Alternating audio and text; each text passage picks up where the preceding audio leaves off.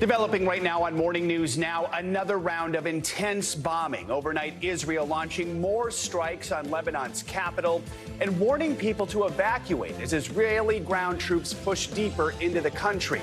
All this as the region braces for Israel's retaliation for this week's ballistic missile attack by Iran. We'll bring you the latest.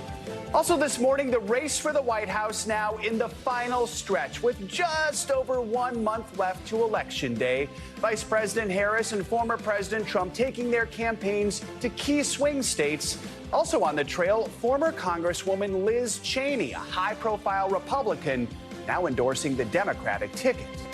Above all else, I know that the most conservative of conservative values is fidelity to our Constitution. I am proudly casting my vote for Vice President Kamala Harris.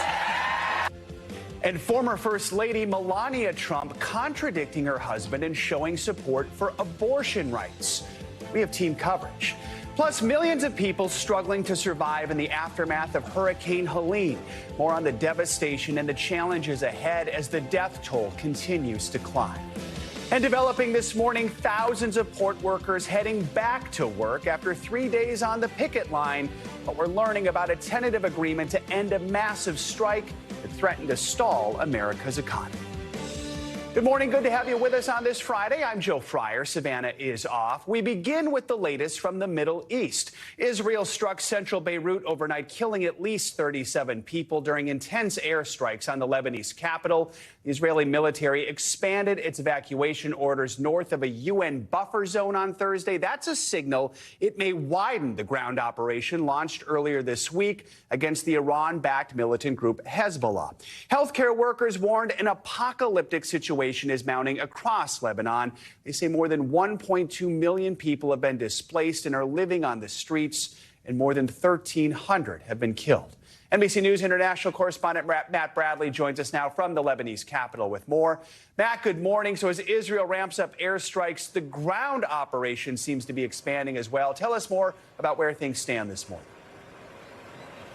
Yeah, I mean, this is a really threatening development, as you just mentioned, Joe. Now they're talking about, or the Israelis are giving warnings to villages and towns north of the Litani River. Now, the reason why that's significant is because the Litani River has been kind of a marker for this buffer zone that the Israelis and the Lebanese and Hezbollah had agreed to all the way back in 2006 with a resolution called 1701 from the United Nations, saying that Hezbollah needed to withdraw north of the Litani River. And it's thought to be kind of a border zone between where Israel would be launching some sort of ground incursion. Now it looks as though with that announcement that they want to clear some of that area north of the Litani River, that they could move their operations further north than they have in the past or threaten areas further north, even as you mentioned, they're continuing to bombard Beirut, the capital, and really points throughout the country. Joe. So, Matt, the U.S. and other countries are working hard to evacuate their citizens. We know hundreds of thousands of people have been displaced. So how are those evacuation efforts going, and just how are people on the ground coping? Yeah, I mean, those evacuation efforts, as you mentioned, they're ongoing. People are trying to get to the airport and buy commercial tickets themselves, but that can cost thousands of dollars because really, we have a front row seat here to the airport. The only planes really that we're seeing, with few exceptions, are MEA. That's Middle East Airlines. That's the Lebanese national carrier. All of the other flights have been canceled. But I have to tell you, we've been astonished to see that even as this neighborhood right here, Dahia, behind me, has been bombarded repeatedly, we're still seeing planes landing at the airport right next to it. So there are still flights, but with limited seats. And so those prices are skyrocketing. And we've heard from the U.S. that in the past 2 days, there's been as many flights, 2 flights, that have been essentially chartered by the U.S. government, trying to get people out. They're still making people pay a certain amount of money, about $200, maybe a little more than $200 to get onto those flights. But the U.S. has made this very clear over and over again for the past year. They don't want to have to help thousands of American citizens who have disobeyed advice that they should leave immediately. So a lot of the people who are still here are holdouts who knew very well from the U.S. government that they needed to leave, and the U.S. government is now helping them. Joe? And Matt, we know the Israeli military has assassinated several top members of Hezbollah's leadership in recent weeks. So these latest strikes, how are they affecting the militant group? Yeah, well, the Israelis said that they had targeted a man named Hashem Saifuddin. This is a man who was thought to be, or is thought to be, the successor of Hassan Nasrallah, who was killed just 1 week ago today in a huge series of blasts in central Dahia. And that, again, is this neighborhood right here that we're looking at, and that has been the subject of repeated Israeli bombardments over the past more than 2 weeks. Now, this man hadn't taken his position. He was just widely seen as the successor because actually Hezbollah hasn't convened its leading council in order to select a successor. We don't know whether he's dead. Hezbollah hasn't confirmed, and I've reached out to them. They haven't said whether or not he's been killed. But the Israelis seem to believe, or they said that they were targeting him along with several other top leaders of Hezbollah. It looks like we're seeing a systematic effort by the Israelis to go through and kill top members of Hezbollah and other anti-Israeli, sometimes Palestinian groups in an effort to basically say we're not going to be cutting off the head of the snake and watching it growing back. This time, Hezbollah is going to be dying where we kill it. All right. Matt Bradley in Beirut. Matt, thank you so much. Monday will mark 1 year since the October 7th attack on Israel by Hamas. Around 250 hostages were kidnapped by Hamas and other militant groups that day. More than 100 of those hostages were released as part of a ceasefire deal last November. The NBC News Digital documentary team recently sat down with 4 of them to discuss how life has changed since the war began. Here's a clip from that documentary. I was in Gaza for 51 days. I was in captivity for 54 days. הוחזקתי בשבי 51 ימים. הייתי 55 ימים בשבי החמאס.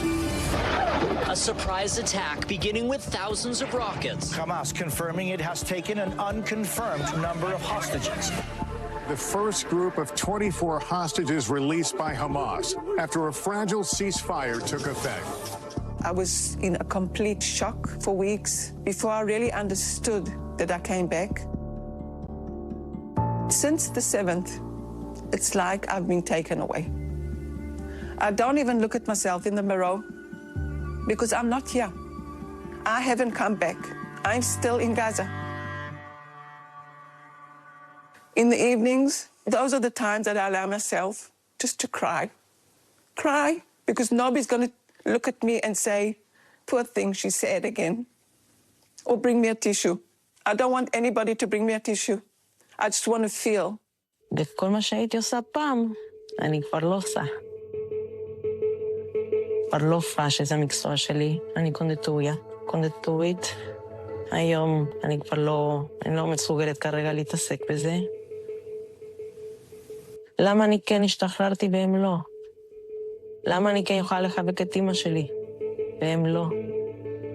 זה דברים בסיסיים. למה אני יכולה לדבר מתי שאני רוצה, והם לא?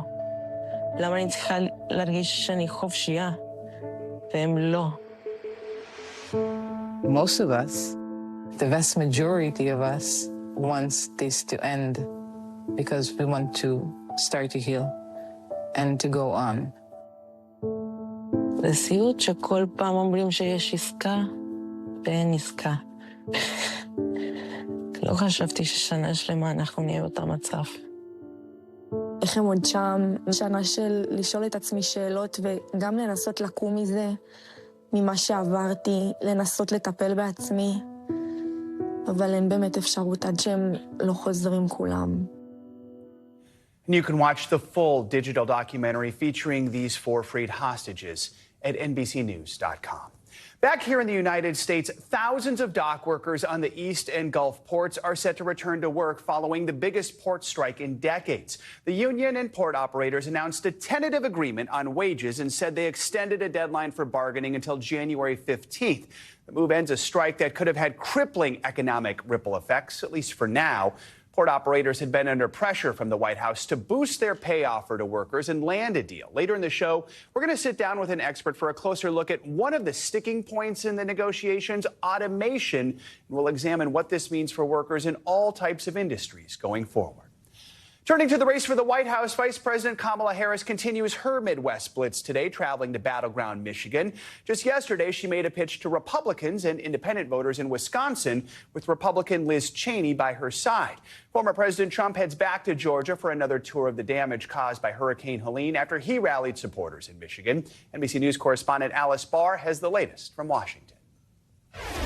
Good morning. The candidates are stepping up the pace on the campaign trail. Former President Trump refocusing on the Hurricane Helene storm zone as Vice President Harris looks for supporters from across the aisle.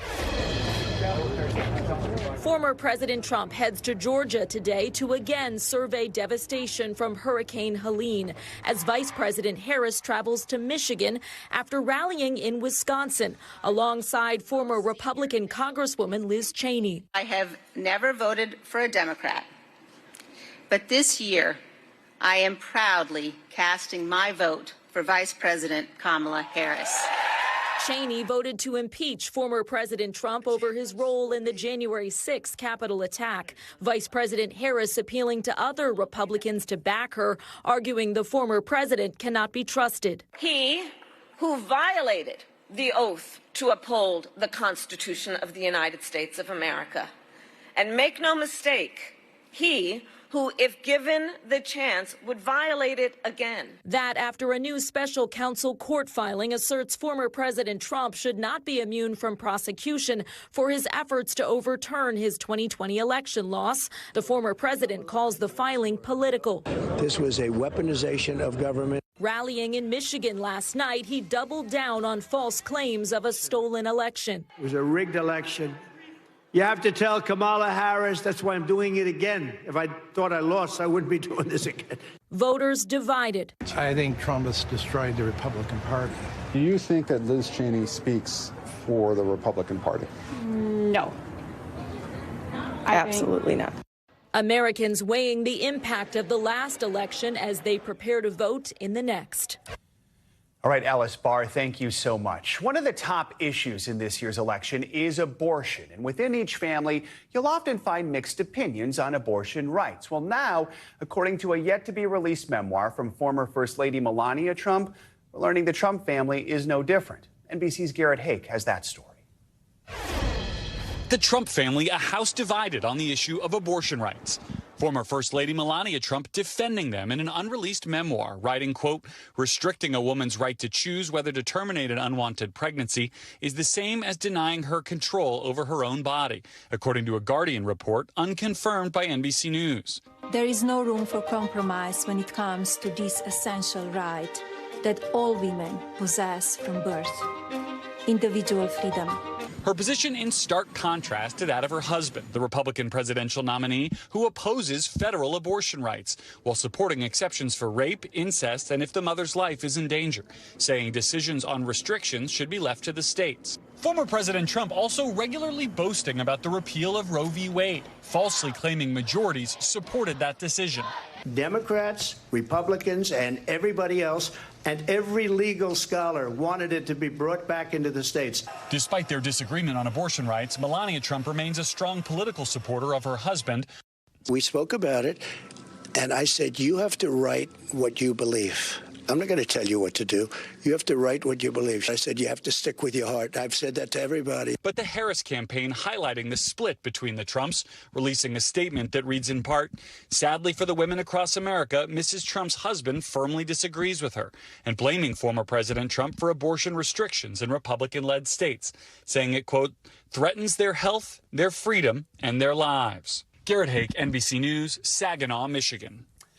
Let's now get an update on the devastation left in the wake of Hurricane Helene. Millions of people across the South are still reeling from the impact 1 week after it made landfall as a Category 4 storm. This morning, the death toll is still climbing. The deaths of at least 215 people are blamed on the storm.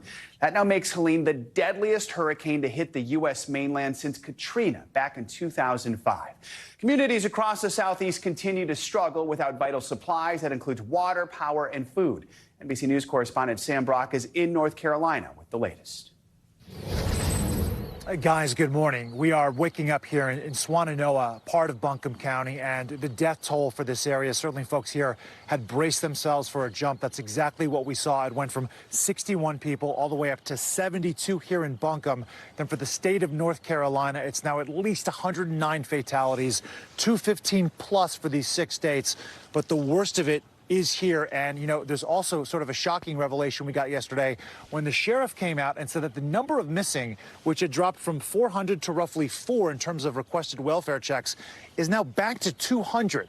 When you look at the scene behind me, it's easy to understand how that could be. You see all these cars stacked together, homes that have been torn all up, and all these piles of debris that have to be searched. And this is an area that's accessible by foot. There's many parts of the area, of the region rather, that are not. So that is all understandable. But there's another issue here. He talked about communication gaps and just the idea that you have county officials going door to door and having language barriers with the people they're trying to speak with. Not clear how many folks actually live in each home. And then there's a large unhoused population here as well. You put it all together, and it's been really difficult to figure out exactly how many people are missing. On top of all that, the same acute issues that have remained for the last several days continue. No power, no running water, electricity, cell phone service. When we talk about the no running water part, it took hours yesterday, 3, 4, driving around several different counties to try to find working restrooms, right? People cannot use the bathroom in many cases unless they're going to porta potties. You have also residents talking about the fact that they can't even take a shower, brush their teeth, wash their clothing.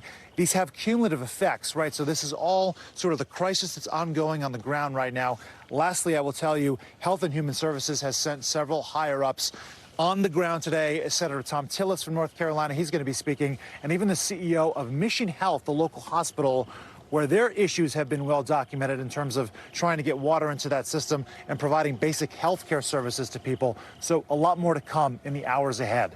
In Buncombe County, Sam Brock, NBC News. All right, back Sam, to you. Thank you so much. As the long recovery process goes on for millions, we are hearing countless stories of loss coming out of the disaster zone. Some of those stories illustrate how surviving Helene could depend on a mere moment or simply being in the right place. NBC News correspondent Marissa Parra spoke with one woman and brings us her heartbreaking story of survival and grief. It's traumatic. I mean, I never thought it would happen to me. For Tennessean Vicki Hunter, the devastation from Hurricane Helene is more than an image on the screen. It's the living nightmare that stole the love of her life. I just loved him so much, and I wish he was here. I really do wish he was here. As Helene was passing through with just a light mist in the air in her neighborhood, she and her husband Jerry thought they were safe at home. 1 minute I'm baking cookies, and the next minute I'm fighting for my life, and my whole life has been turned upside down. But within minutes, the Nolichucky River, normally just a couple feet high, turned to 30 feet, sweeping away everything in its path, including her home. I was talking to my sister. I said, I don't know what's going on. I don't know. And we can't get out. I said, I love you. I love you. She said, I love you too. And she's like, Ron and I are on our way. We're on our way. But the phone call cut out, and her family was in the dark for over 30 hours. I tried to go in once, and the furniture was floating and knocking me over. Her home, lifted off its foundation, was seen on video floating down the river. Vicki stranded on the front porch with her dog on her shoulder. Her husband unable to get back to her from the other side of the house. Minutes felt like hours waiting for help until she spotted a bright red boat headed her way. The rescue crew would blow a whistle, and I would scream help. I would scream help. And about the time that they came around, probably 20 feet away, I could see the red front of that rubber boat. That's when my house started popping and cracking and breaking apart. And I had to jump. And I'm in the and I seriously, I don't know how deep it was, but I sank. But Vicki was the lucky one. I lost him. And the last I seen of him was his little head, and he was trying to doggy paddle, I guess. And I'm like going, oh my God. And I looked at the rescue crew and I said, can we save my little dog? And he says, we have to save you. Could you hear Jerry on the other side? No. I did not know. Like, when the rescue crew brought me ashore, that's when they told me. Her husband of 14 years was never seen alive again. Jerry tried to get back to me, and he jumped in the water. And someone said, can he swim? And I said, yes, about as good as he can dance. 1 foot over here and 1 foot over there. I don't know that I've ever seen him swim. So he went in and never came back up. Her story among the hundreds here she hopes doesn't get lost. I know, I mean, life won't be the same, and I want help for the other neighbors. I mean, I want the other neighbors to get help with their homes. I want them to be able to rebuild. I want my neighborhood back. We are thinking of Vicky and her family and her community. Our thanks to Marissa Parra for that report. All right, let's bring in NBC meteorologist Angie Laskin. She's tracking some record-breaking heat out west. Angie, good morning. Hi, good morning, Joe. Happy Friday to you. We've got another kind of incredible day of heat across the Southwest specifically, but much of the country is running above normal for this time of year. But those alerts, they are up for 29 million people. They stretch from San Francisco down to L.A. out towards Phoenix as we gear up for another day where we've got triple digits for folks there. But again, it's not just parts of the West. It's the plains and the Midwest that are going to see temperatures in the 80s and in the 90s today and for the extended period. We've also got the Northeast running a little warmer than normal. That jet stream is going to stay to the north. So unfortunately, we are kind of stuck in this pattern here for at least the extended period, specifically out west. Here's some of the records that we could take a run at this afternoon in Phoenix, 110 degrees. The record for the state, 105. We've got 102 on par for Las Vegas, and that would beat the record that is currently set for today of 100 degrees. And this goes on and on. San Jose, Bakersfield, all running above normal for this time of year. But notice Phoenix specifically. Yesterday marked 10 straight days in a row where they beat their record high temperature. Guess what? Today will be likely the 11th. And unfortunately, if you're looking for a break from the heat, it doesn't look like we're going to get one for at least another 5 to 6 days. Notice Saturday, Sunday, Monday, 108 degrees. The previous record sitting somewhere between 104 and 105 for those dates. So likely for Phoenix, again, we'll continue this streak of really warm temperatures at least until next week. Potentially down the line, we could see some changes, but it doesn't look like we'll have much relief in the picture. As far as the middle of the country goes, 80 for Minneapolis today, Omaha at 93, Wichita at 93 degrees. These temperatures are well above normal for this time of year. Even Chicago into the mid-70s isn't typical for October in Illinois. Charlotte, you'll end up into the low 80s Sunday and Monday, and finally back to those mid-70s by the time Tuesday rolls around. We'll see our temperatures go from the mid-70s on Monday in New York, Joe, to Tuesday into the mid-60s. So there is some fall air in the picture, but unfortunately for the Southwest, doesn't look like a whole lot of relief anytime soon. They could use that soon. Thank you, Angie. Appreciate it. Much more to come here on Morning News Now. Later this hour, renewed safety concerns over Tesla's Cybertruck after its 5th recall within a year. Up first after the break, a mixed verdict for 3 former officers charged in the beating death of Tyre Nichols. We'll be right back.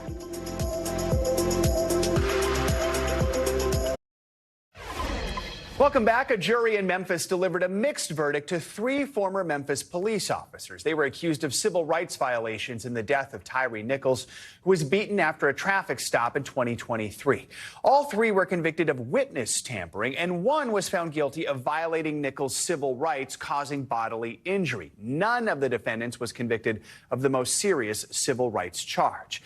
These 3 former officers were among the 5 fired last year after that beating, which sparked a national outcry and more calls for changes in policing. For more, we're joined by NBC News legal analyst Angela Senadella. Good to have you with us. So this is something of a split verdict here, guilty on some charges, not guilty on the most serious charge. Walk us through this. Yeah, that's exactly right. So of the 5 police officers who were originally charged, 2 pled guilty, so only 3 were on trial. Now, of those 3, all were found guilty of this obstruction of justice, of witness tampering. Now, only 1, though, was found guilty of any sort of civil rights deprivation, but only that of deprivation resulting in bodily injury. So all 3 were cleared of that harshest charge, which was deprivation of civil rights that resulted in death.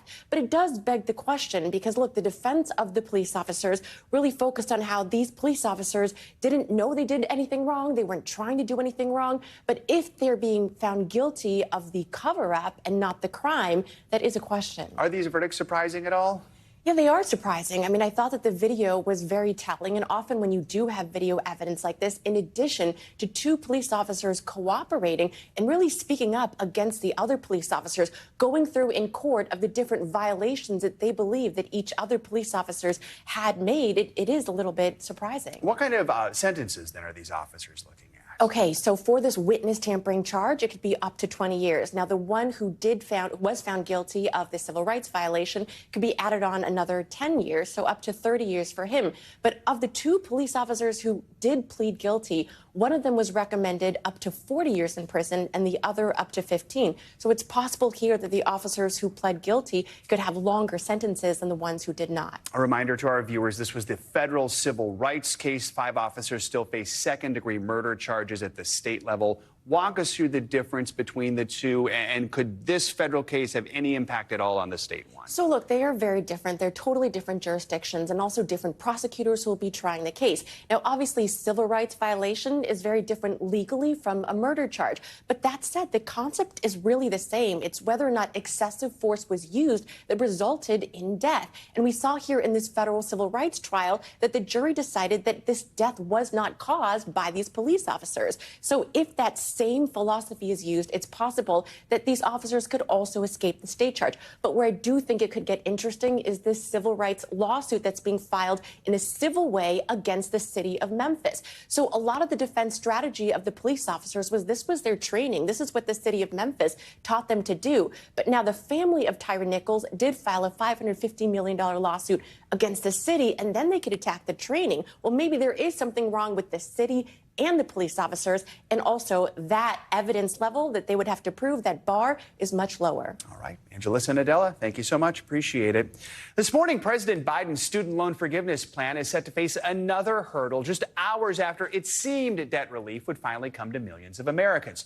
So first, a federal judge in Georgia let a temporary restraining order expire, which meant the debt plan could move forward. But then a Missouri judge blocked it, shutting down what was a brief victory for the Biden administration. This all stems from a lawsuit by 7 Republican-led states that are challenging the president's debt relief plan. They claim the plan is an illegal overstep by the Biden administration and will deliver a blow to income tax revenue. Mr. Biden's loan forgiveness program would help an estimated 30 million borrowers and cancel up to $20,000 in interest per borrower.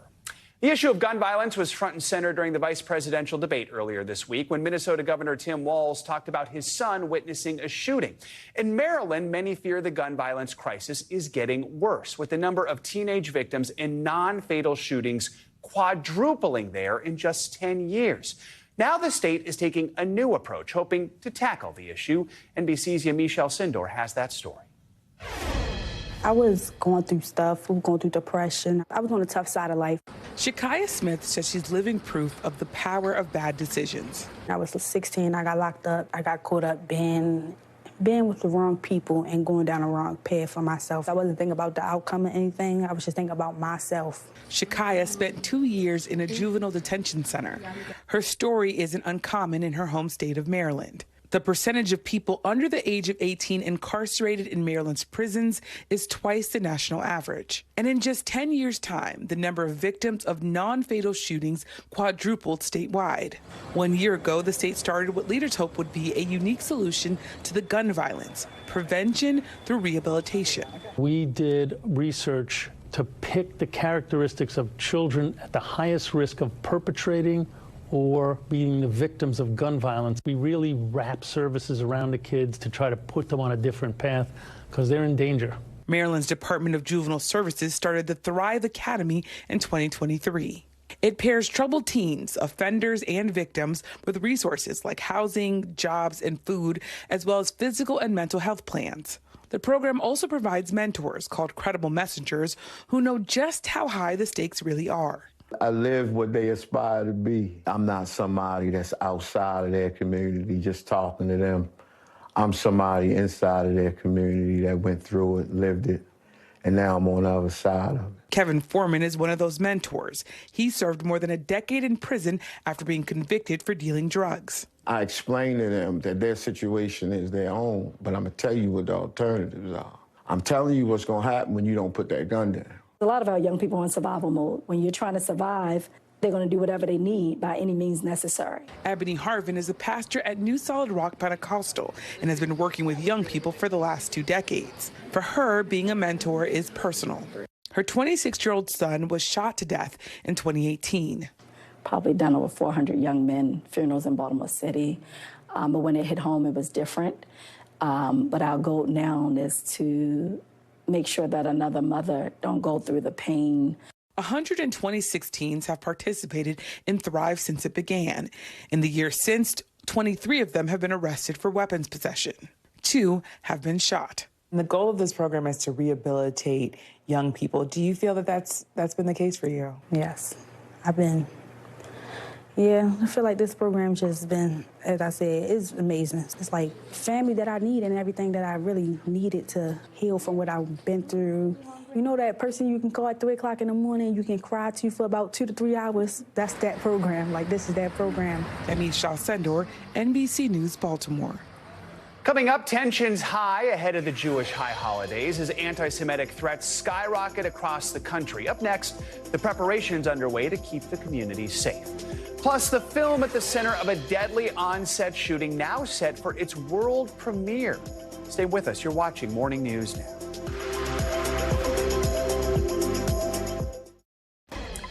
In the year following the October 7th attack in Israel, anti-Semitic threats have skyrocketed across the U.S. Now, one group is on a mission to track those threats ahead of the Jewish high holidays. NBC News reporter Gary Grumbach got a look at how they're preparing. In New York City, the NYPD stepping up patrols around synagogues as the Jewish high holidays are underway, just days ahead of the anniversary of the October 7th attacks in Israel. You're going to see our heavy weapons teams out there. We are not hiding the fact that we want you to see us. In Chicago, acts of anti-Semitism are nothing new for Alderwoman Deborah Silverstein, the only Jewish member of the city council, who recounted flyers that appeared across the city earlier this year. Some said Jews control the media, Jews are responsible for COVID, Jews blew up the Twin Towers. Very scary stuff. Chicago police confirming an uptick in anti-Jewish hate crimes. I was like, enough is enough. We have to get down to the bottom of it. Getting to the bottom of it is where the nonprofit Secure Community Network comes in. Out of a control center in Chicago, SCN works to protect the more than 7.5 million members of the Jewish community nationwide by tracking threats against them, led by CEO Michael Masters. We are facing the most complex and dynamic threat environment that has ever faced the Jewish community or the United States in the nation's history. With direct lines to the FBI, the Department of Homeland Security, and state and local law enforcement agencies, this 24/7 operation scrapes data from 18,000 sources, everything from social media to the dark web to utilities. If it impacts the Jewish community, whether it's an active shooter, vandalism, or even a weather event, it's all tracked by analysts here in this room. While we were on site, the team got an alert. There's actually a SWAT situation going on, not related to the Jewish community. This is happening within a block or 2 or 3 of a Jewish community center. We want to make sure that the security director there, the Federation, our community partners are aware of it. Though violent crime is down nationally, the FBI now says anti-Jewish hate crimes rose 63% in 2023, making up 2/3 of all religion-based hate crimes. Masters says the disturbing trend has continued into 2024, due in large part to the war in Israel. We've seen an alarming trend of the language in the online platforms. Sadly, it gave them a license and it gave them inspiration to say, think, and potentially attempt to act on those things. Our job is to deny them the opportunity. Rabbi Abraham Kagan says his congregation is safer because of the work of SCN. SCN definitely provides a security blanket. It lets the community know that someone is watching their back. Because sometimes some of these crimes can go unnoticed. We need to stay hopeful and optimistic and just continue going on with our lives.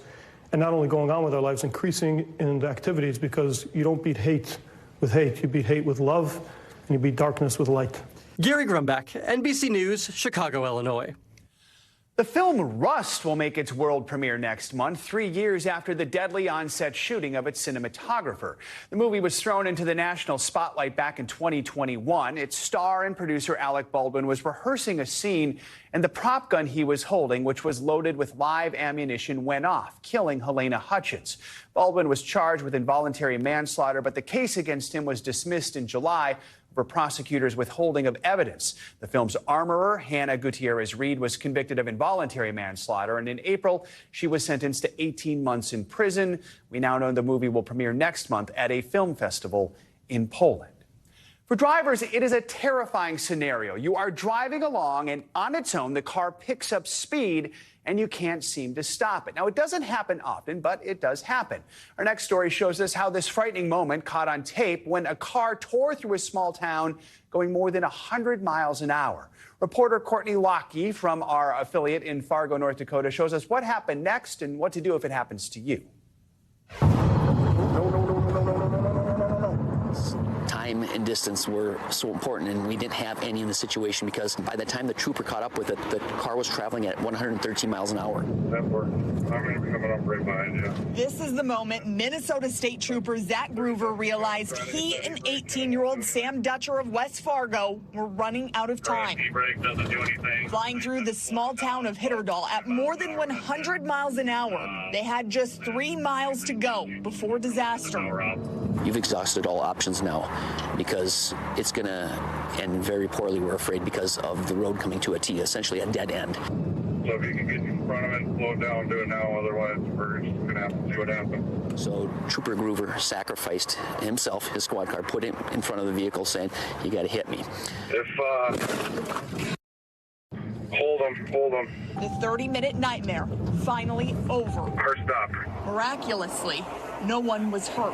Oh, that hit hard. That was like, it was slowing down, and then it wasn't. Sam called 911 when his vehicle malfunctioned in Harwood. It just kept going faster and faster. He couldn't get it to stop. How much gas does he have? He headed into Minnesota, crossing major highways along the way at speeds of 90 miles per hour. Did you try turning it off? Did they try putting it neutral? Yes. Everything you can, you should do. Brakes, e-brakes, nothing was working. Without the sacrifice that Trooper Groover made, there would have been no victory. In Sergeant Jesse Grabo's 26 years, he's never seen this, but it has happened before in our region recently, too. I don't believe the push button worked. She says it's speeding up 4114. This video is from Barnes County. 10-4, see if you can tell her to get in the passing lane. In June, deputies raced alongside a young woman on I-94. Same thing. She called dispatch when her car malfunctioned, gaining speeds of 90 miles an hour with no way of stopping. I'm in neutral, so I slammed on the brakes and I hit the button, but I was... After 20 minutes, she entered the median, crashed into the barrier cables, and disabled the vehicle. No one was hurt.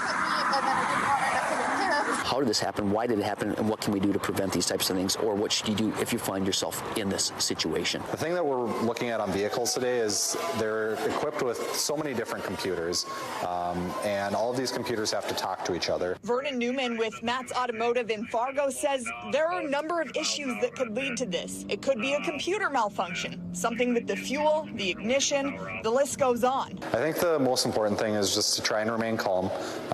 The worst thing you can do is start to panic because you're not going to make sound decisions when that happens. From there, do whatever you can to try and get the vehicle to stop or the engine to at least stop running. In Sam's case, Newman says he did everything right. Try to put it in neutral. Try the e-brake. If you have a key, try to turn the vehicle off. Call 911. When it comes to preventative measures, don't ignore that light on your dash. Much like your computers at home, there are software updates available for vehicles. They're constantly being released, so it doesn't hurt to ask whoever your provider is to get in. I hope that nothing ever happens like this, but hope is not a plan, hope is not a strategy, so at the same time, it's to be aware, bring awareness, and that's what we hope to gain from this. Our thanks to Courtney Lockie for that report. Coming up, not over yet. Port workers may be back on the job, but negotiations are set to continue today. When we come back, we're going to look at one major sticking point that could impact the future of automation. It's next on Morning News Now.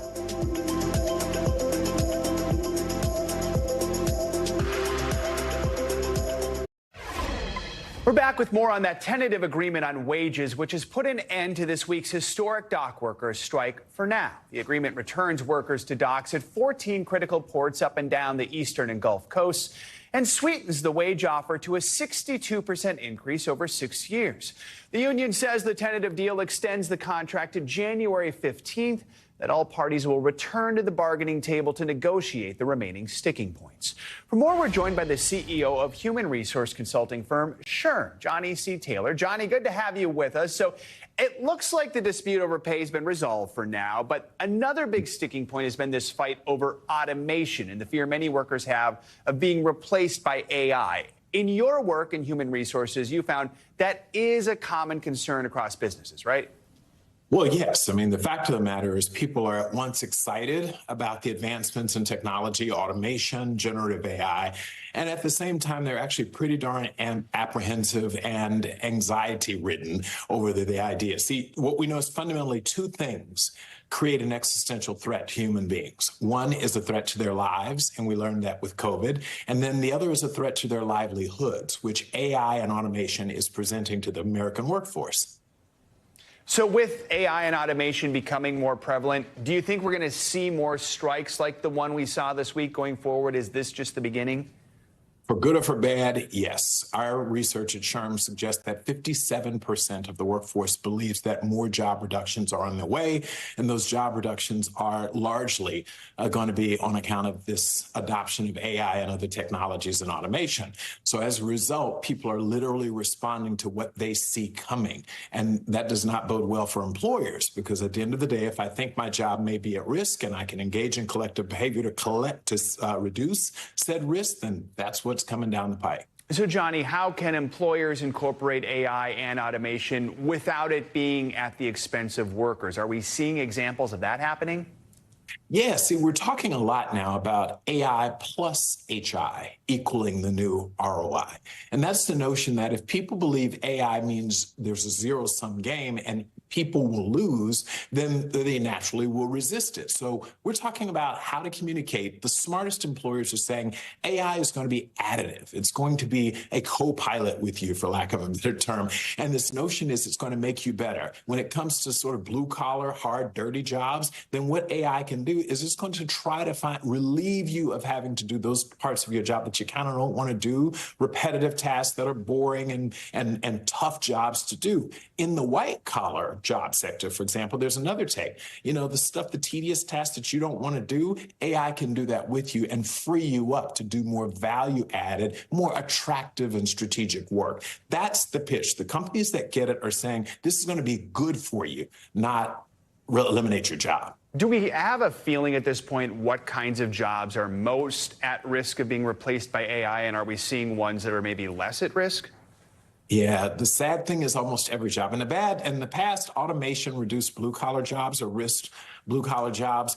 And AI, however, is showing us that it's white-collar jobs. And it's running the gamut from finance jobs to legal jobs to some medical jobs. Radiologists, for example, the numbers we tend to think are going to be reduced on account of the adoption of AI. So it's broadly going to impact jobs. Right. And the employers who tell people that and are honest about it, and then more importantly, show them the pathway to the new jobs, are going to get on the other side of this with relative labor peace. That is a great point right there, right? Johnny C. Taylor, good to have you on this morning. Important conversation, especially in the wake of what was happening this week. Thank you. Thank you, Joe. It's one of the most polarizing vehicles on the road. Love it or hate it, the Cybertruck is now facing its 5th safety recall this year. It's the latest speed bump facing a car that some say puts fashion over function. Here's NBC News senior correspondent Tom Costello. Forget a Lamborghini or a Ferrari. It drives great, man. It drives awesome. That's why I love it. This is the most eye-catching vehicle you'll see on America's roads today. Love it or hate it, Tesla's Cybertruck, described by CEO Elon Musk as what Blade Runner would have driven, is the latest status symbol on 4 wheels. With stars from Kim Kardashian to Pharrell, Lady Gaga, all getting behind the wheel. What's the appeal? As ridiculous as the Cybertruck may look, it gives it a definite cool factor. The Cybertruck was first introduced as a futuristic concept car back in 2019. It hit the road late last year, but a string of safety issues led to 5 recalls in just 1 year. The latest, a problem with the rear view camera, which, according to safety officials, took up to 8 seconds to boot up once it shifted into reverse. For context, the government says that needs to happen within 2 seconds. The recall notice says the delay could increase the risk of a collision. The other recalls, failing windshield wipers, hard-to-read warning lights, parts literally falling off, and then the issue with the car's accelerator. This slid up. A viral video shows the pedal can get stuck to the floor once it's pushed all the way down. Tesla markets the Cybertruck as a total workhorse, competing against the likes of other major brand pickups. Tesla even boasts a towing capacity, the equivalent, it says, of an average African elephant. But some experts say this isn't the truck you want to show up in to a job site. I can't see many construction workers swapping their F-150s or their Silverados or their Rams for a Cybertruck, unless you want to make a big statement. This latest recall over the rear-view camera now resolved, Tesla says, via a software update sent out to nearly 30,000 Cybertruck owners. We asked Tesla about these safety issues, but haven't heard back. But while the Cybertruck might be great at turning heads, some experts say that's all it's good for. Does the world need a Cybertruck? No. Would it be a more boring place without it? Probably. Tom Costello, NBC News, Washington. All right, more financial headlines. Shares of Spirit Airlines experiencing more than a little turbulence this morning. CNBC's Silvana now has that and some other money news. Silvana, good morning. Hey, Joe. Good morning to you. Happy Friday. Well, shares of Spirit Airlines hitting an all-time low after the Wall Street Journal reported that the low-cost carrier is in talks with creditors over the terms of a possible bankruptcy filing. The stock is down about 90% this year after Spirit's merger with JetBlue failed and as it struggles with mounting losses. A filing, if it happens, isn't imminent, but Spirit hasn't reported an annual profit since before the COVID-19 pandemic. Uber is teaming with self-driving vehicle startup Avride to roll out both self-driving cars and delivery robots in select cities. The service will launch initially with sidewalk robots on Uber Eats in Austin, Texas, before expanding to Dallas and Jersey City, New Jersey later this year, and then multiple cities in 2025. Now, customers with a qualifying delivery or ride on the Uber app will have the option to have the order fulfilled by a delivery robot or self-driving vehicle. And Meta CEO Mark Zuckerberg jumping ahead of Amazon founder Jeff Bezos into second place on the Bloomberg Billionaires Index. Zuckerberg's bet on the metaverse finally appears to be paying off, pushing his net worth to more than $206 billion. That's about $1 billion more than Bezos and $50 billion behind Elon Musk. Shares of Meta are up more than 20% since the company reported earnings at the end of July, Joe. All right, Silvana, thank you so much. You got it. Coming up, an ambitious mission in the nation's capital. Up next, we're going to introduce you to one man working to visit all 700-plus parks across Washington, D.C. We're watching Morning News now.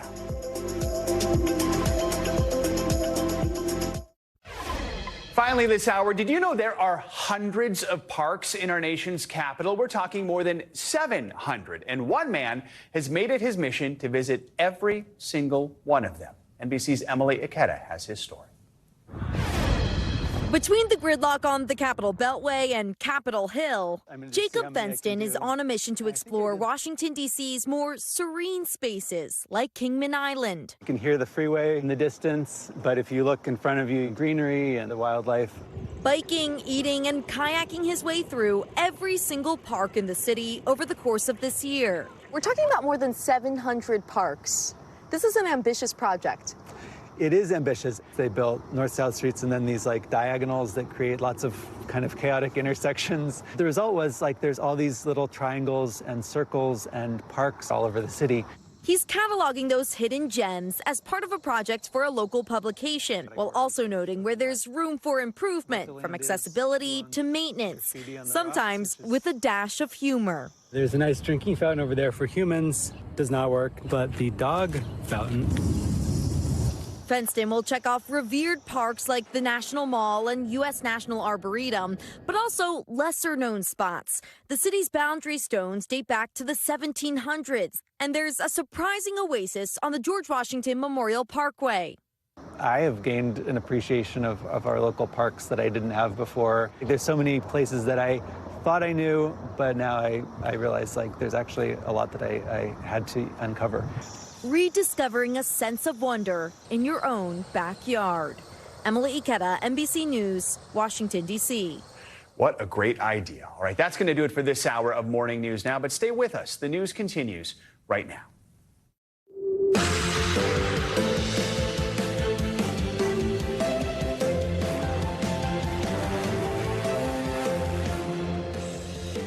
Good Friday morning. I'm Joe Fryer. Savannah is off. Right now on Morning News Now, we have a deal. Thousands of dock workers are back on the job. A high-stakes labor agreement is reached, suspending that strike at ports from Maine to Texas, a strike that could have kneecapped America's economy. We're digging into the fine print and how the White House is reacting.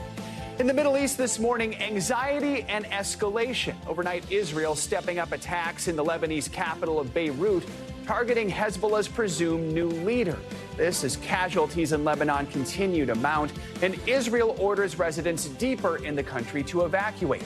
Our Richard Engel is on the ground as the region continues to wait for Israel's response to Iran's ballistic missile attack. Plus, the South's race to recover in the wake of Helen. Hundreds of thousands still without power as the superstorm's death toll climbs past 200. This morning, officials are focusing on the hundreds more missing amid the devastation, how drone technology is now helping authorities locate the lost. And we're getting a fresh look at America's labor market this morning, what September's critical jobs report might mean in the race for the White House with just over a month to go before election. We begin this hour with a breakthrough at the ports that could have a major impact on the economy. Thousands of dock workers on the East and Gulf coasts are set for a return to work after the union representing them reached a tentative deal to suspend one of the biggest strikes in decades. Joining us now to talk more about this is Brooke DePalma. She's a senior reporter for Yahoo Finance. Brooke, good to have you with us. So walk us through the key parts of this deal and what's been agreed to. Good morning, Joe. After the port shut down for the first time in 5 decades on the East and Gulf courts, this tentative agreement between the International Longshoremen Association and the United States Maritime Alliance, well, it only brings us until January 15, 2025. It's once again a tentative agreement. But what was agreed, well, now they'll increase wages by 62% over the course of the 6-year contract. But keep in mind, Joe, this was actually higher than the initial offer, but still a ways away from what the union's demanding, that 77% over the 6-year contract. But this does bring the hourly wage of a top dock worker to $63 per hour, and that's up from $39. Remind us just how important it was to get this deal done quickly. I mean, how much damage could this strike have done to the economy if it had lingered on and on? Joe, it seems like the bananas got all the attention in this, but there are some major implications of what could have happened. Economists were estimating that this could have cost the U.S. economy $500 million per day. And should the shutdown have lasted longer, even J.P. Morgan was estimating between $3.8 to $4.5 billion daily if it lasted a few weeks. And my sources in the retail sector were saying that they were already seeing surcharges be implemented by these ocean freight even earlier this week. Of course, the strike lasted 3 weeks, but per a day, or rather per a 45-foot container, we were seeing surcharges of up to $4,000. And keep in mind, these were perishable goods. These were bananas, tree fruits, ground fruit. So there was a timely matter as well, but we're not out of the woods yet, although it lasted just 3 days. For every 1 day that this strike lasted, we know that this created about 5 days worth of backlog of cargo. And as you noted, we know it's not done. The union expected to return to the negotiating table to discuss outstanding issues by that January 15 deadline. What are the remaining sticking points that they're going to have to overcome? Joe, the one remaining sticking point that remains on the table, of course, the automation was the key aspect that these dock workers were really hoping to avoid. They want to make sure that they keep their jobs, that automation is not taking their jobs. And so that is what remains on the table ahead of that January 15th deadline. But one thing to note is retailers are pleased that we did avoid a potential impact on the holidays. Many retailers pre-shipped in anticipation of this, but if there was a hot seller item, there's no promise that they would have been able to get refilled ahead of the holiday. Certainly a sigh of relief for so many, especially as we've noted over this week, small and mid-sized businesses. All right, Brooke DePalma, thank you so much for joining us this morning. We appreciate it. We turn now to the latest in the Middle East. Israel struck central Beirut overnight, killing at least 37 people in 24 hours. It's Israel's deepest attack on the Lebanese capital yet. An Israeli official tells NBC News the target was the presumed new leader of the militant group Hezbollah. On Thursday, the Israeli military expanded its evacuation orders north of a UN buffer zone, signaling that it may widen its ground operation launched in the region earlier this week. NBC News chief foreign correspondent Richard Engel is in southern Lebanon with more.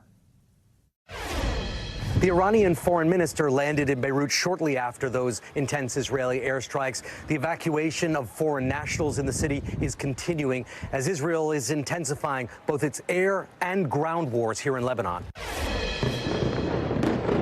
No one in Beirut had a quiet night. Buildings shook across the city as Israeli warplanes carried out at least 10 strikes on what an Israeli official tells NBC News was a meeting of Hezbollah leaders in an underground bunker, including the group's likely successor. Witnesses described the airstrikes near the Beirut airport as the biggest since Israel killed Hezbollah's Secretary General Hassan Nasrallah a week ago.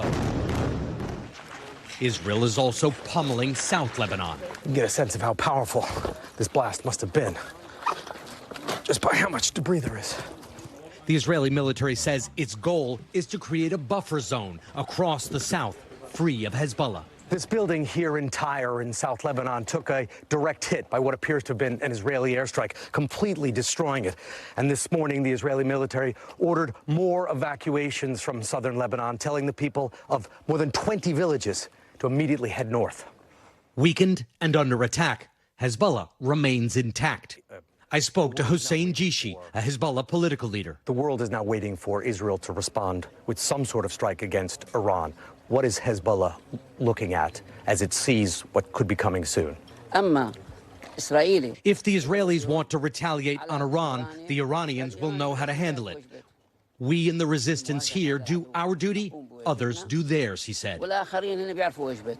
The IDF this morning released new footage of Israeli troops in Lebanon as a buildup is underway, a sign a wider Israeli offensive may be coming. The Israeli military's chief of staff, General Halevi, said the mission is to destroy Hezbollah's capabilities and prevent the group from operating in South and East Lebanon and Beirut. Iran's supreme leader made a rare appearance leading Friday prayers in Tehran for the first time in more than 4 years. And it came shortly after Iran made a threat that anyone assisting Israel in its retaliation for Iran's missile strikes would be considered an accomplice and a legitimate target. Seemed to be a threat directed at the United States. All right, Richard, thank you. NBC News global security reporter Dan DeLuce joins us now with more on this. Dan, good morning. Good to have you with us. So earlier this week, President Biden sent a few thousand more troops to the Middle East amid Israel's intensified attacks against Hezbollah in Lebanon. What kind of U.S. forces are currently in the area? Joe, there's quite a range of forces. So you're talking about an aircraft carrier and all the destroyers that accompany that ship. Then there are now dozens of additional fighter jets and attack aircraft that have been deployed across that region.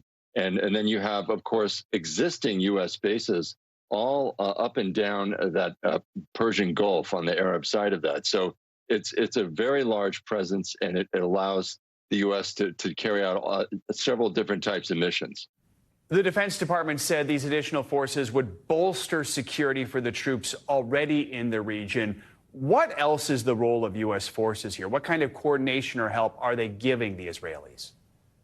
So this gives the U.S. the option of helping Israel in this expected retaliatory strike that everyone is expecting Israel will conduct targeting Iran. So perhaps the U.S. would play a supporting role, where it might provide aircraft and intelligence from satellites and other sources that would enable the Israelis to carry out those strikes in Iran. And also all these forces, we're talking about 43,000 troops, that also allows the U.S. to protect its own bases that are all within Iranian missile range. So that is another option. And then, of course, the U.S. has been helping Israel defend its airspace against missile attacks, as we saw a few days ago. And these aircraft are also there for that purpose. Dan, do we have an idea of what could be targeted in these retaliatory attacks by Israel on Iran?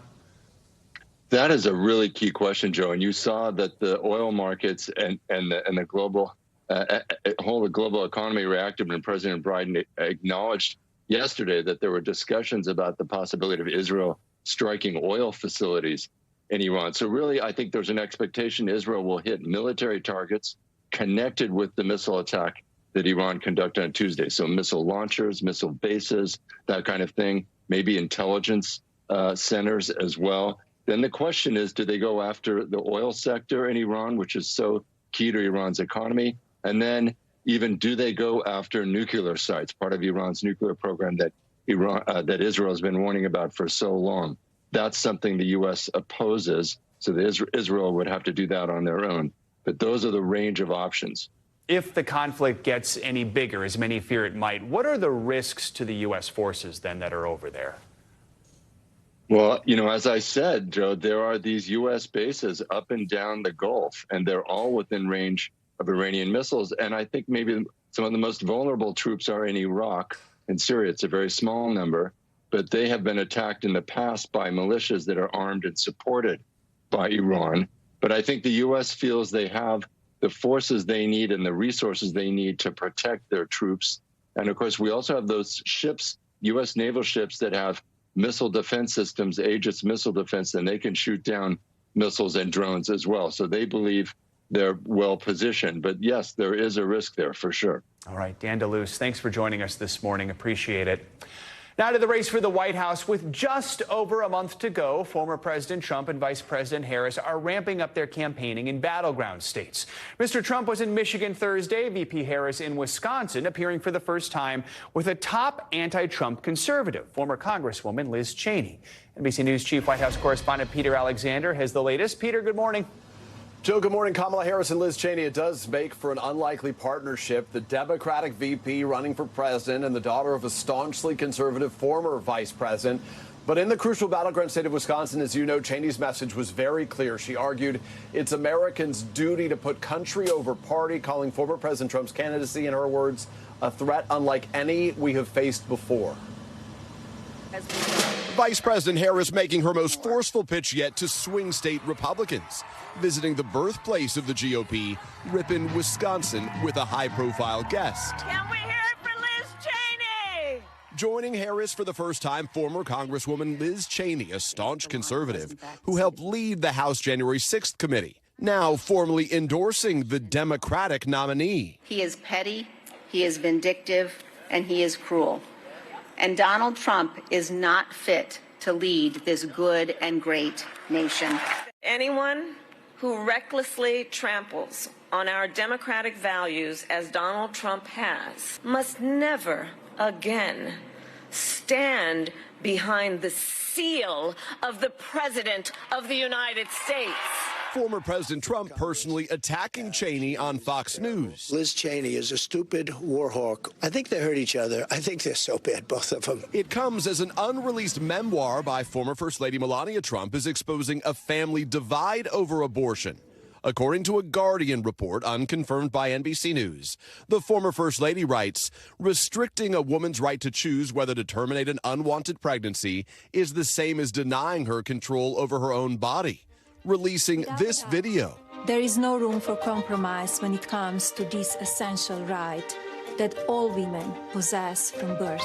A sharp contrast with her husband, who opposes federal abortion rights and boasts about helping overturn Roe v. Wade. And I did it, and I'm proud to have done it. But polls show a majority of Americans oppose the Supreme Court's decision, and Trump has long been worried about the political implications of conservative abortion policies, saying earlier this year many good Republicans lost elections because of this issue, and that it could cost him the election. Now the former president says he and his wife discussed her stance. I said, you have to write what you believe. I'm not going to tell you what to do.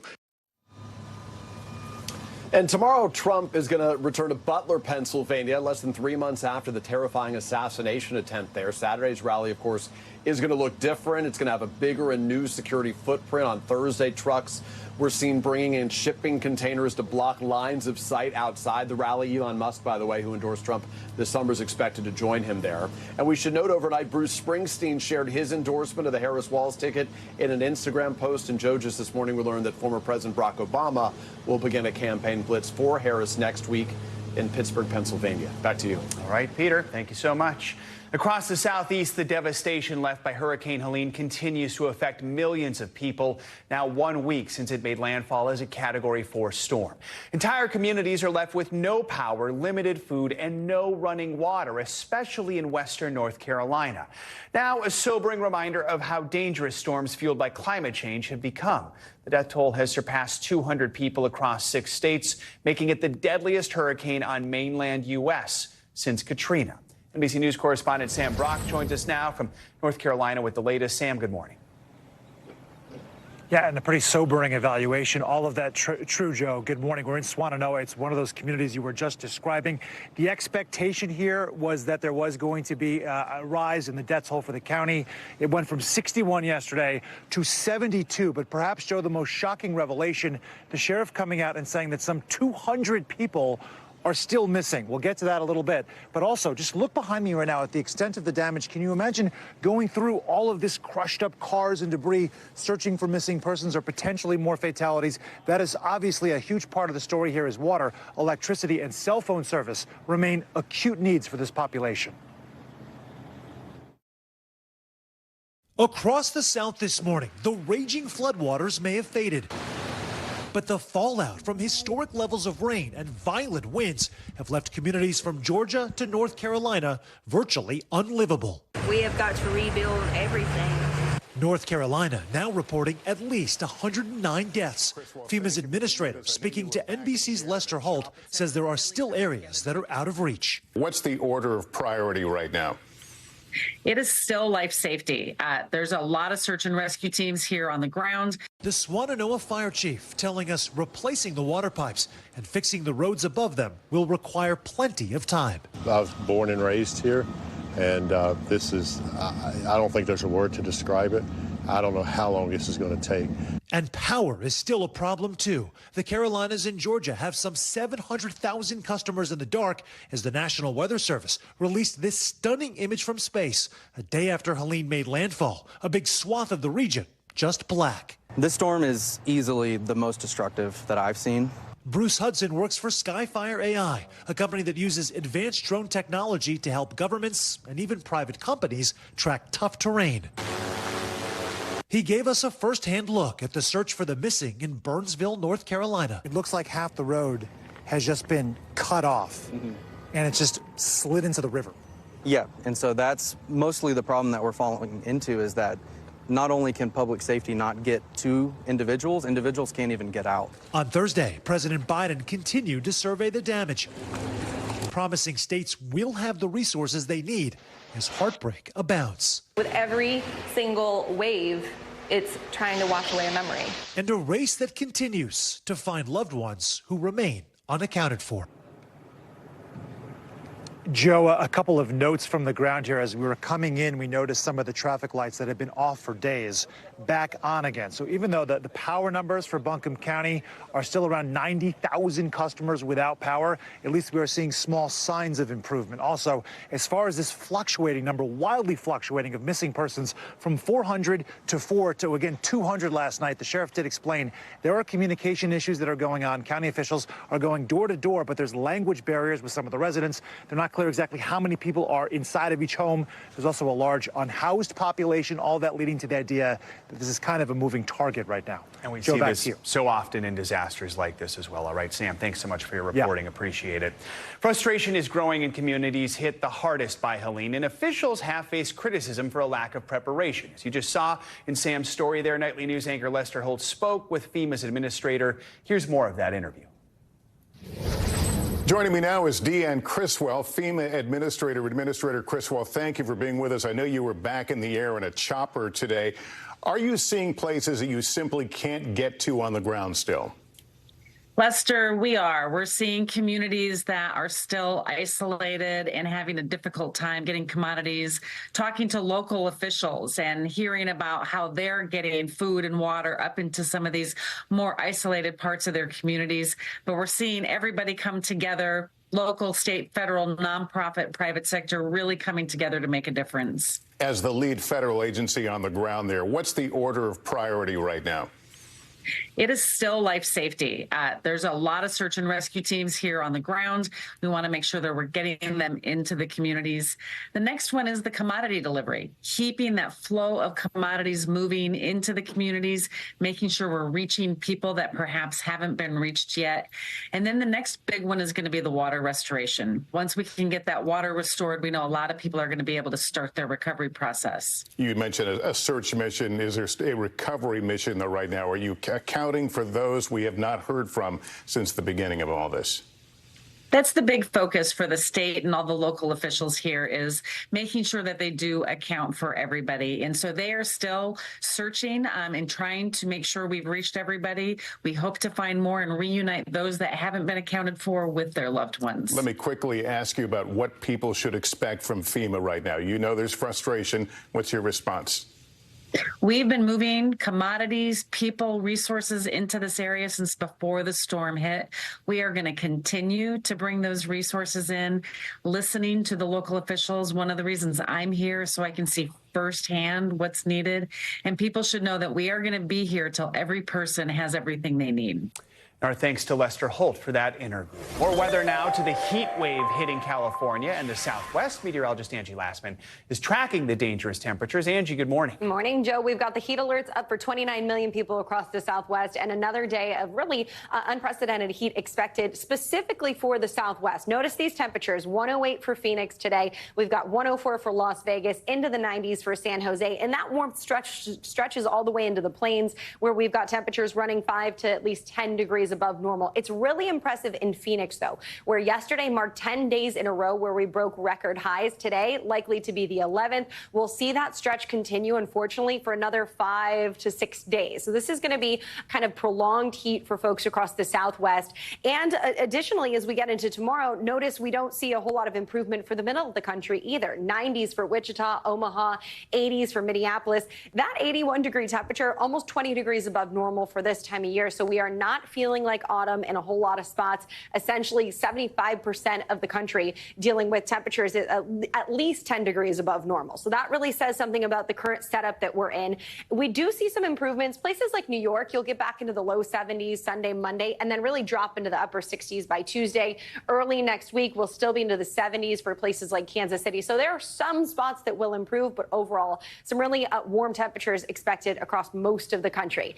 And we turn our attention to the parts of the Gulf of Mexico where we're going to watch for the potential for something to develop. I say something because this likely will happen maybe next week.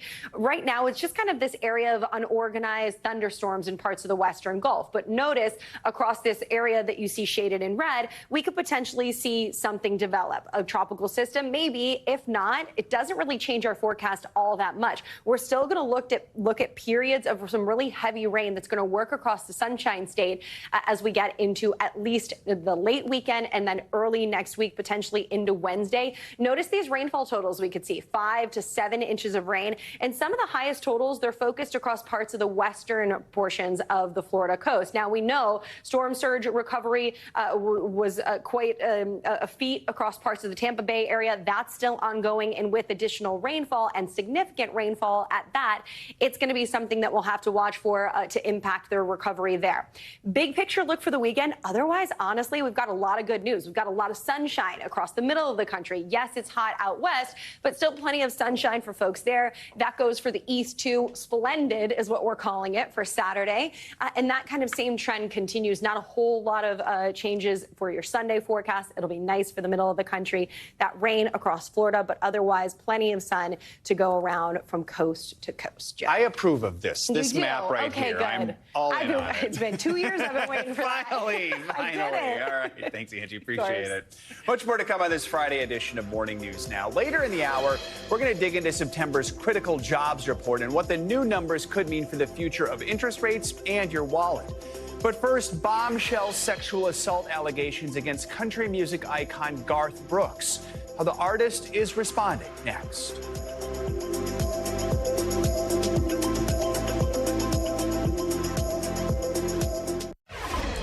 We're back now with the latest on a new lawsuit against country music superstar Garth Brooks. The performer is accused of sexual assault and battery dating back to 2019. He denies the allegations. NBC News correspondent Stephanie Goss joins us now with more on this. Stephanie, good morning. Joe, good morning. The civil lawsuit filed against Garth Brooks on Thursday in California makes multiple serious allegations against the singer. Allegations that Brooks says he is incapable of.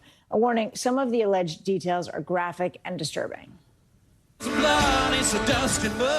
On Thursday, a lawsuit filed against country singer Garth Brooks accuses the 62-year-old of sexual misconduct, including assault and sexual battery. The accuser, referred to as Jane Roe in the document, says she started working as a hairstylist and makeup artist for Brooks back in 2017. The alleged inappropriate behavior started 2 years later when she says she arrived at Brooks' home to style his hair, and he walked out of the shower naked and grabbed her hands and forced them onto his genitals. In a separate incident in 2019, Roe says Brooks raped her in a hotel room in L.A., where Brooks was performing a Grammy tribute to Sam Moore. In a statement obtained by NBC News, Brooks denies the allegations, saying in part, "For the last 2 months, I have been hassled to no end with threats, lies, and tragic tales of what my future would be if I did not write a check for many millions of dollars." Adding, "In my mind, that means I am admitting to behavior I am incapable of, ugly acts no human should ever do to another." Brooks confirmed that he filed an anonymous complaint in September against his accuser, saying, "We filed suit against this person nearly a month ago to speak out against extortion and defamation of character. We filed it anonymously for the sake of families on both sides." Roe's lawyers responding, "His efforts to silence our client through the filing of a preemptive complaint in Mississippi was nothing other than an act of desperation and attempted intimidation." If tomorrow never comes. Brooks, a country music superstar. The second best-selling artist of all time in the U.S. Now defending himself, saying, "I trust the system, I do not fear the truth, and I am not the man they have painted me to be." Garth Brooks performed last night at Caesars Palace in Las Vegas, where he's had a residency since 2023. He posted this photo from the show on X with the caption, "If there was ever a night that I really needed this, tonight was that night. Thank you for my life," he wrote. Joe. All right. Stephanie, thank you so much. You're Appreciate it. Now to the latest developments in the case against Eric and Lyle Menendez. The two brothers were found guilty of killing their parents in 1989. We're now learning the L.A. County District Attorney's Office has announced it plans to re-examine their convictions. It comes amid growing calls to free the Beverly Hills brothers, including from reality star and entrepreneur Kim Kardashian. NBC News entertainment correspondent Chloe Malas joins us with more on this. Chloe, good morning. Hey, Joe, that's right. As you know, in recent years, Kim Kardashian, she's focused much of her energy on criminal justice reform, and she actually recently visited the San Diego prison where the Menendez brothers are incarcerated. And now she's published a personal essay on NBCNews.com calling for Lyle and Eric Menendez to be set free. The Menendez brothers' legal saga taking another turn this morning. L.A. County District Attorney George Gascon announcing his office will review what he described as new evidence that the brothers were sexually abused by their father, opening the door to a possible reevaluation of their sentence. I'm keeping an open mind. We have people in the office that are looking at this very carefully, very experienced lawyers that are looking at this. Gascon says that the potential evidence includes a copy of a letter allegedly sent by Eric in 1988 and an affidavit from a former member of Menudo accusing Jose Menendez of rape. Also speaking out, Kim Kardashian, writing in a personal essay that the brothers had no chance of a fair trial in the media environment of 1990s Los Angeles. The media turned the brothers into monsters and sensationalized eye candy, Kardashian writes. Two arrogant rich kids from Beverly Hills who killed their parents out of greed. While the killings are not excusable, she continues, I don't believe that spending their entire natural lives incarcerated was the right punishment for this complex case. The case receiving renewed attention following Netflix's scripted series Monsters. I came home and I found them. The hit show criticized by its real-life counterparts, with Eric calling it a dishonest portrayal of the tragedies surrounding our crime. Series co-creator Ryan Murphy taking a different view, telling Variety, "We gave them their moment in the court of public opinion." Now saying, "I think they can be out of prison by Christmas. I really believe that." Last month, Kardashian visited the California prison where the brothers are serving life sentences, meeting with Eric and Lyle along with dozens of other inmates. Actor Cooper Koch, who plays Eric on the Netflix show, opened up on Today about the experience. It was very emotional, and they were all so vulnerable and so kind, and I got to meet Eric and Lyle. After decades in prison, new hope for the convicted killers, as evidence never seen at trial is now being looked at with fresh eyes.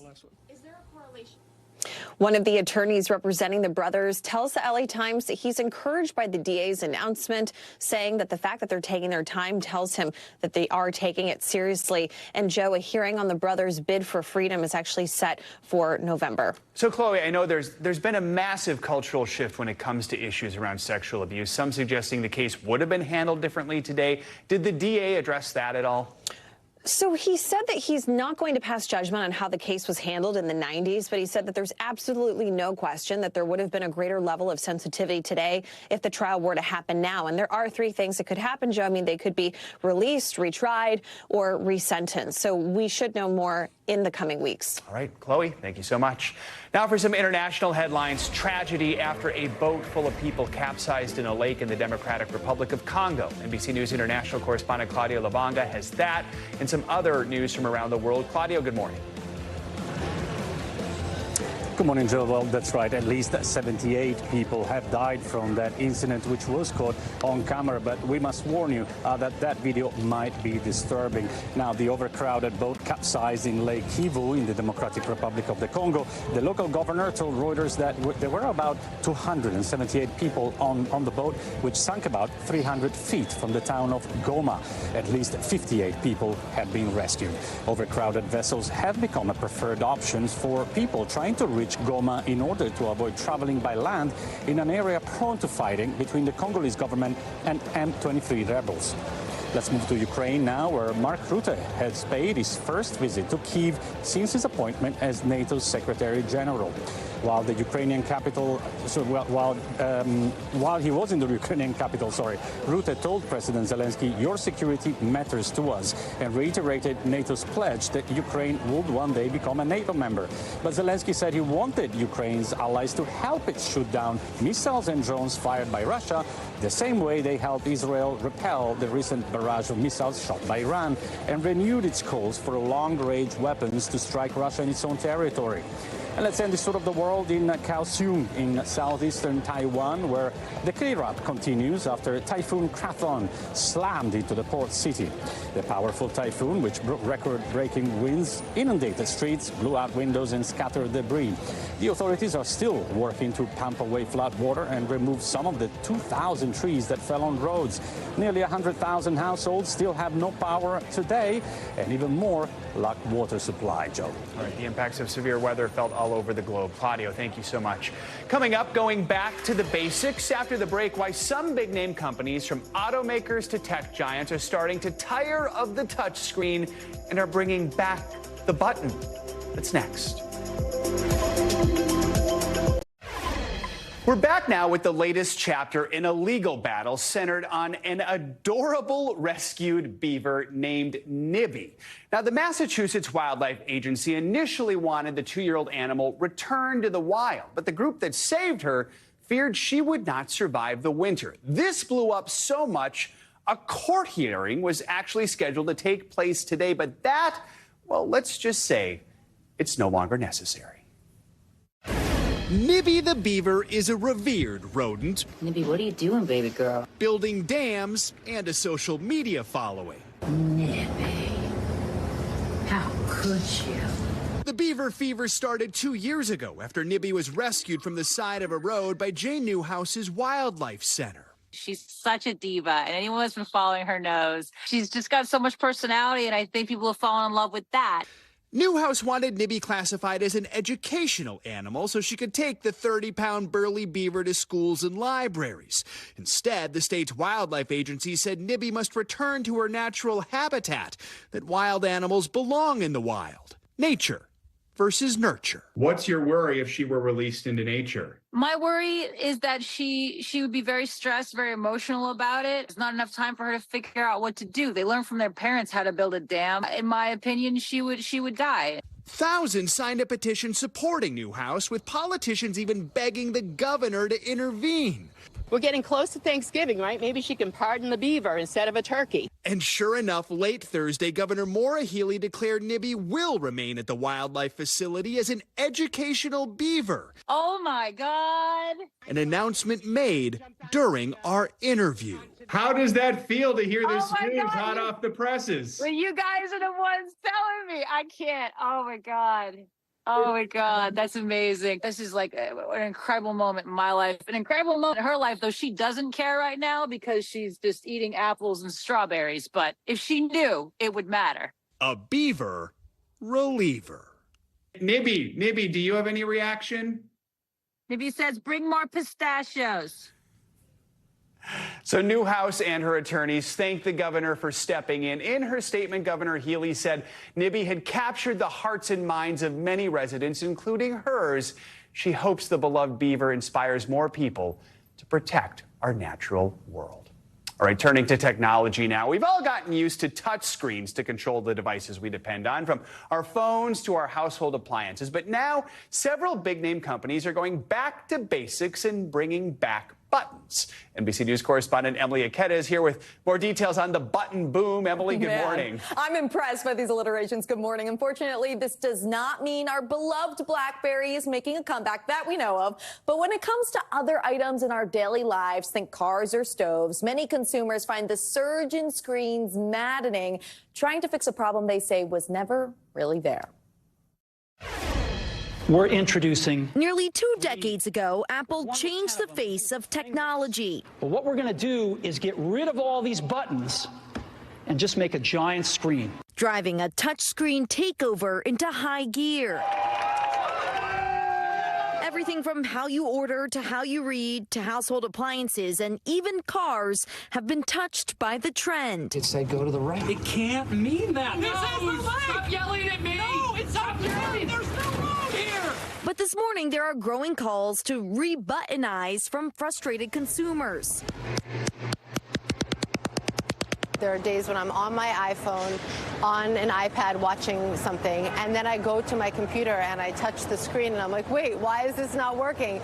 Because I think it's just a lot for our brains. Oversaturation of screens. Yes. Tablet, brightness down. Over the years, companies discovered consolidating functions into a single tappable display can be cheaper and allow us to accomplish more than the BlackBerry's classic clicky keyboard.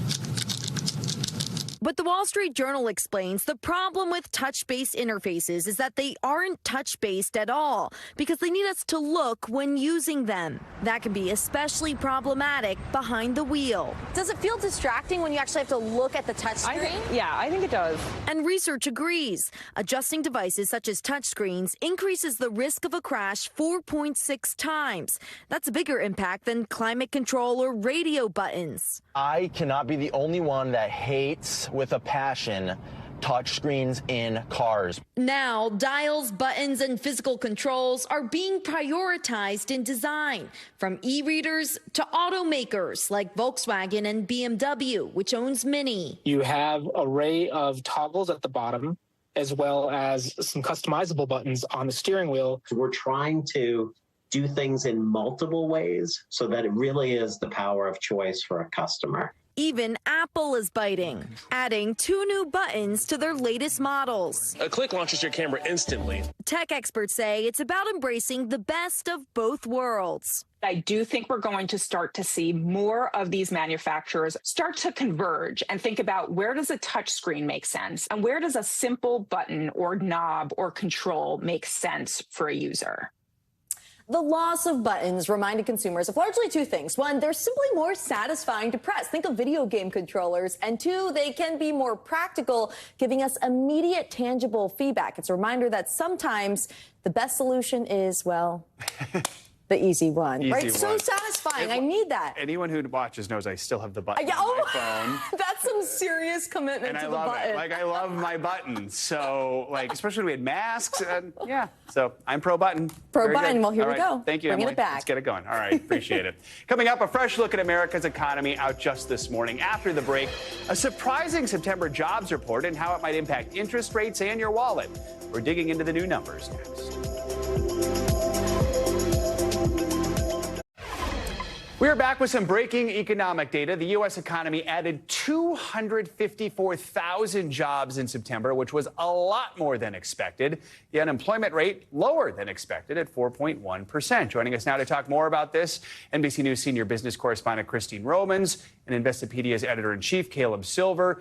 Christine, let's start with you here. Walk us through these numbers and just how they compare with the previous month. I had to do like a triple take, and I bet Caleb did too. I looked at this number, 254. This is a lot more than people have been expecting.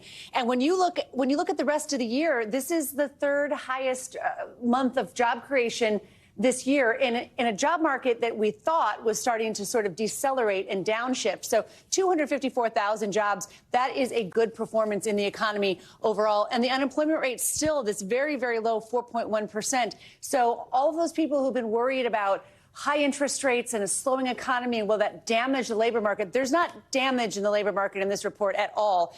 When you look at the monthly average, 203,000 is the monthly average a month. I mean, come on, that shows you this is well above the monthly average for job performance last month, guys. So, Caleb, did you do a triple take, a quadruple take? What's your reaction to the report, and what does it say about the strength of our economy right now? Yeah, that was a quadruple take, and it also tells us that economists have no idea about the labor picture in this country right now. Not only did we have 100,000 more job gains than we thought we would have, we had the last 2 months revised higher by 72,000 jobs. So not only can economists not predict it, the Labor Department has a problem capturing all the job gains in every month. It's strong across all sectors, a lot of hiring, and I'm sure Christine will take you through it. Leisure, hospitality, but also healthcare jobs. Those keep growing. Government jobs keep growing, and wages keep growing. We got about a 4% wage growth year over year, far surpassing inflation. This is good news any way you look at it from a labor market perspective. Christine, I see you've got wages up on the big board there, so let's talk more about it. As it's coming out of his mouth, I'm actually writing it on the screen here, so we're on exactly the same wavelength, Caleb. When you look at inflation at 2.5% and wages at 4%, this is 18 months now, I think, that wages have been growing faster than inflation. So this is how the paycheck is rising. You know, people are being paid a little bit more. And to me, Joe, what really is striking is the fact that people still keep saying they don't feel great about the economy, but these numbers show companies are hiring. These numbers show your paycheck is getting bigger, and your paycheck is getting bigger to a greater extent than your grocery bill. And so there's a really interesting, I think, moment in the economy here a month till the election. Christine, when we look at these job number growths, do we have a breakdown by industry? Do we know where we're seeing the biggest changes, where we're seeing the most growth? It was pretty widespread, you guys. It was in social assistant, government jobs, healthcare, food and drinking places. That was 69,000. And what's interesting to me about that is that people are going out and spending their money. When you look at travel, when you look at restaurants, when you look at hotels.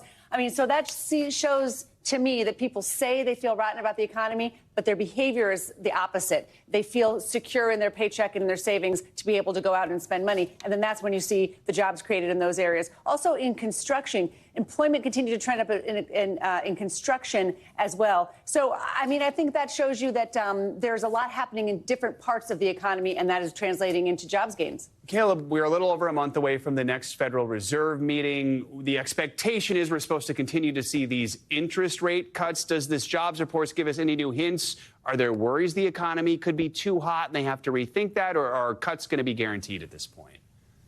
Yeah, you mean in 34 days, 15 hours, and 4 minutes? Yeah. I think we're expecting a quarter-point cut as we were all along, and that's 2 days after the election. So this, if we had a soft jobs report, you'd think the Fed would have to cut a little bit deeper, another half-a-point cut. I don't think we're going to see that. Fed futures are pointing to just a quarter-point cut at that meeting. But as Christine says, this is a good normalization of the labor market and a strong labor market that's going to help consumers feel comfortable going into the fourth quarter, and that's what drives the economy. If we feel comfortable, we feel secure in our jobs, and we're getting increases in our wages, we'll spend more, and that powers the economy. All right, Christine, Caleb, thank you so much. Appreciate it. Coming up, it's Friday. That means only one thing. Your weekly can't-miss list is right around the corner. After the break, is that highly anticipated Joker sequel worth the hype?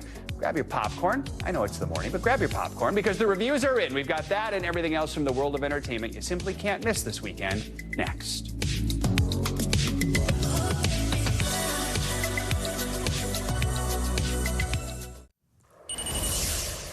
We are back with your weekly can't-miss list for all the films and shows and everything else you need to see this weekend. We have a lot to get to this week, so let's bring in TV, radio, and podcasting hosts Will and Jovo. Great to have you with us. Excited to go through a long list of things. Of course, we have to start with the new Joker movie starring Joaquin Phoenix and this time Lady Gaga. It's called Joker, Folie à Deux. We all get to practice our French pronunciation there. They went all out with the marketing on this one, but the reviews are kind of mixed. What are we hearing about it? But look, I think it's special. I'm happy Joaquin Phoenix is back. He was brilliant in the first one. Yeah. And of course, Lady Gaga has done a fabulous job as Harley Quinn, a.k.a. Lee. And she's just brilliant. People are actually predicting that she could win an Oscar for this one. Really? Right? And he won the Oscar for the first one. Exactly, so it has to happen. Yeah. But this is kind of like a musical vibe, so we get musical performance from Lady Gaga, because how can you book Lady Gaga for a film and not get her to perform? Right, we also get that from Joaquin Phoenix as well, which is brilliant. He was actually a little bit nervous and like, you know, he's done music bits in the past, but you know, when you're up against Lady Gaga, it's like, girl, can we really do this? But Lady Gaga actually kind of like schooled him through it and helped him gain confidence. So it was brilliant. But yes, as you say, there has been some criticisms. Number one, some people are worried about the violence. Number two, some people are saying that Lady Gaga was like drastically underused. I'm not trying to be funny or anything, but I've watched it and I feel like there's a fair balance. Lady Gaga's also giving us a soundtrack for this. So if you watch it and you feel like, there's not enough music, go and listen to the soundtrack, please, because she's given us a treat with this one. They're keeping her busy. I'm intrigued. I'm the only person who hated the first one. Why? I know. I thought it was so miserable. I'm so offended at the time of the morning. I just did not like it. So maybe I'll see the second one. We'll see. All right. Let's talk about superhero franchises. There's a new show on HBO that sort of spoofs this whole industry. It's called The Franchise. Yeah, so this kind of shines light on the secret chaos behind the scenes on the making of a superhero movie. So it pokes fun at the MCU, but when you do think about it, do you know how silly a production set must actually be on making a movie set? Hey, put on that Dorito outfit and then jump off a 12-story building. Richard E. Grant is in this, Jessica Hines, and I'm not trying to be funny or anything, but I think we need this type of content right now. As we enter October, and there's all this Halloween stuff, scary stuff, we need some comedy. Yeah. So I'm all here for this. I'm not complaining at all. I'm going to check this one out. I'm excited. Yeah, it's hilarious. Let's go back to the theaters. We got a big release, The Outrun. Like The Joker, this is a film about someone trying to confront their past. What more should we know about it? Yes, it's a drama based on addiction about a young woman called Rona and her battle with alcohol. She's just come out of treatment on alcohol, and she goes back to her hometown in Scotland, where she kind of just tries to change herself and better herself. And it's brilliant because there's a lot of narration in this as well. It's really, really deep. We kind of see flashbacks of her childhood, and then we see kind of clips of her blacking out. So it's kind of like, you know, which life would you prefer? It's very, very deep. And again, obviously on a very, very important topic. So it's deep, it's strong, it's powerful, and something that we should be watching. And I love everything that she does. All right. So if you want to just sit and binge, this is your, although the weather's going to be beautiful this weekend, but we've got new episodes of 4 reality shows, including dating shows, Love is Blind, which people are obsessed with, and Queen's Court, which I don't know anything about. Yeah, so Queen's Court is like this dating reality show for celebrities, you know, the queens who are looking for love, because, do you know what? It is really hard for celebrities and public figures to find love, isn't it? I would think, yeah. Because sometimes, you know, some of these women are just so successful and powerful, and I'm not trying to be funny, not every man can handle that. Of course, Michelle is one of the new additions to the cast, and 22 men come in for them today. So it's brilliant, and I guess they just kind of try their hand at love and see what's going on. It's entertaining, it's brilliant, and fingers crossed they'll find love. And I feel like Love is Blind, people are going to watch that because they watch all of it, I'm right? obsessed. They've got journalists and their lawyers. But I mean, who would want to date a journalist anyways? Who would want to do that? Yeah. Come on. Oh, all right. And then the Real Housewives, I feel like all of them are on right now because like Salt Lake City just started, but now we've got New York back and Potomac back, right? Yeah, both. New York is popping off. Bryn is in drama. And obviously, all the friendship groups aren't the same. And we're kind of picking up on some of the drama from last season, but also exploring some stuff that happened in between the break. It's brilliant. So, you know, all the tea, all the gossip, they've come back stronger. So expect more if you want some reality drama this weekend. I have to admit, I haven't watched the New York one since they recast the whole thing. Really? Yeah, so... Do you know what? I'm obsessed with the New York one because it just keeps on getting better. You think so? Okay. Yeah, that's I'm good to obsessed see. with Does it. this translate overseas? Are people Housewives fans? Oh, so many. We're having like a Housewives fan fest in London soon, which I'm going to be at. Okay. But yeah, everyone in London loves it. It's a big deal. Are there Real Housewives of London, or do we need to have that? Oh my gosh, no, there's Real Housewives of Cheshire. Oh, okay. Cheshire's like the countryside in England somewhere. So we do have, it's slowly building. So hopefully we do get like Real Housewives of London. We have like Made in Chelsea and things like that. Yeah, because we don't have enough Real Housewives right now. We don't have enough in the UK. Exactly. Will, great to have you with us this morning. Lots of stuff to keep us busy. We really appreciate it. That is going to do it for this hour of Morning News Now, but stick with us. The news continues right now.